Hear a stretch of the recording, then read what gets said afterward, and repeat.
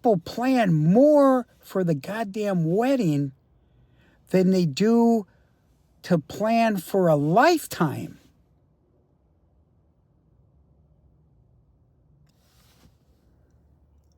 Hi, I'm Rock, your divorce strategist. Yeah, I know I laugh. You know why? You benefit, and so do I. How do you benefit? Well, you listen, you get advice, you learn, take it or leave it, and you get the laugh. I know it's serious, but you know what I was thinking? Listen, man, you got to plan a life, not a wedding. That's my advice. I'm 71 years old. I got 24 years of marriage between two weddings. And let me see here. It took, another 2 years. So 26 years of marriage, of being married. And about spousal maintenance. So now I'm teaching you, if you're in it right now, I'm going to give you a couple tips. Because my job right now is to educate you, inspire you, and give you a heads up, male or female. One thing I was thinking about is the wedding. The wedding plans, a wedding planner, an event planner. The church, the dresses, the flowers, the party, the reception. It could be hundreds of thousands, especially today. When I was married in the 70s, it was very traditional for the bride to pay in full. My second marriage, my second wife, her first marriage, she was 8 years younger than me, Colombian. They had no finance. I take care of it. Being Catholic, we went through retreats, a process, and the sacraments, and being patient. They do therapy. They call it intake, where they got a questionnaire. It's notarized. I had expectations. I expected that I was marrying a woman for life. Yes. I was married 12 years to a second wife. I have an estate plan. You know why? Because I'm a businessman. And I had assets. Had. So this is really about, listen, man, you got to plan a life, not a wedding. That's my advice. That wedding day is huge for a woman. Everybody's going to be pumped up about that wedding. And we all know somebody that walked away from a wedding at the last moment. And everybody's heartbroken and so on. God, that's a gift, man, on both parties. In today's weddings, very few don't have a wedding. I mean, back in the old days, when my parents got married, of course, it was get married at the courthouse. I'm going to give you some ideas. If I have to do it all over again, in the state of Florida, they have a unique loophole. You know what they say about the 7-year itch? Usually it's the men have a 7-year itch. They start looking around. They get a new car. They change things. Well, guess what? State of Florida, if you're married less than 7 years, that's the point. There's a timeline. Less than 7 years. You divorce, there's no alimony. Zero. Okay? Then 7 years to a certain point is called midterm. And then a long-term marriage is after, I believe it's 18 years or something like that. And that's a guarantee alimony, unless you could deal with it.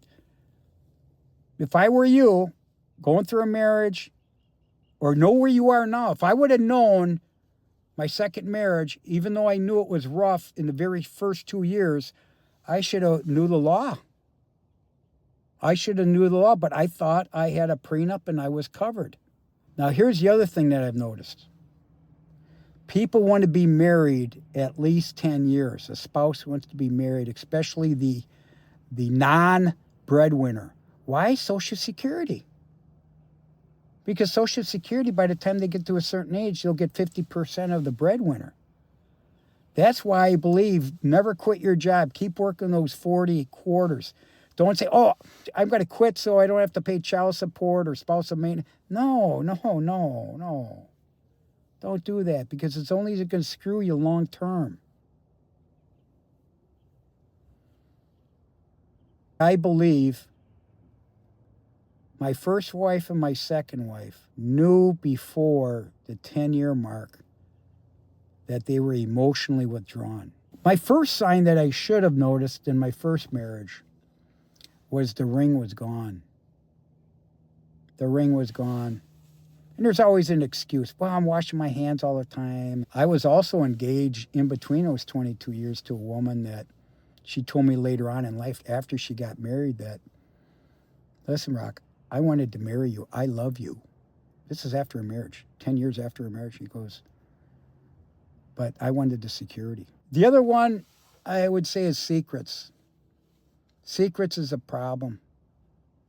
You don't know who they're talking to, because I was more or less very independent where I was working all the time. I was workaholic that I wasn't there. You know what I mean? I was a breadwinner, and I was really focused on my kids. I did a lot of things for my kids, and I had many, employees, over 100, 150 employees. And that's the other sign. Know the family that you're marrying. I underestimated my first wife's parents were divorced, and it was a war. We had no, what I would call a healthy wedding planning. There was fights. We were limited on who we can invite. I couldn't invite my friends because our family was so big. We really didn't invite friends. I have a lot of friends, because of sports and high school and college, and she didn't. Her parents were fighting about who was going to pay what. So look at the family. And that's why I always say, do a background check on your future spouse. And number 2, do a background check on the family. Because I didn't find out the truth until I went through depositions and found out there was not only lies, there was bankruptcy, there was foreclosures. It's not against the law. But the biggest thing that really bothered me, but you know what? I believe in karma. I believe in karma. So whatever happens, happens. Not only the wedding, estate planning, second marriage, protect my children, protect my wealth, protect. That's why I think I'm so excited, is because my last payment with this was this year. It took me 3 years. I thank God that I had the last 2 years of my legacy career, which is traditional business, mergers and acquisition consulting. I had 2 great years. That's what God gave me, enough money to say, Rock, it's no problem. Pay it. I did. That's forgiveness. Now I'm on Social Security, and I got a side gig, which is called YouTube and TikTok. Yeah. So I want to thank you for helping me, because any of my funds, I have a foundation. I take care of special needs kids that are hungry, underprivileged in education, where their parents didn't give them the opportunity that I received. I thank God for that. Because if you love money, divorce isn't the place to go. Believe me. And my ex-wife, she didn't have common sense. She lost at least 30-40% of this deal that went to the attorneys. I would have gave it to her. I didn't want the attorneys to get it. That's the other thing about attorneys. Be very careful. You might pick the wrong horse. You might get a recommendation from a friend. But you tell me, anyone that's been divorced out there, were you happy with your attorney? I don't know anybody that's been happy. Okay? I got bad advice. I should say I got good advice by saying, Rock, they're all in cahoots. You know, some people are smart. They go on social media and put that on. But you got to be careful of defamation and libel and all. That's why I'm not naming names. You got to be careful. But I'll tell you this. If you call me direct, I'll tell you.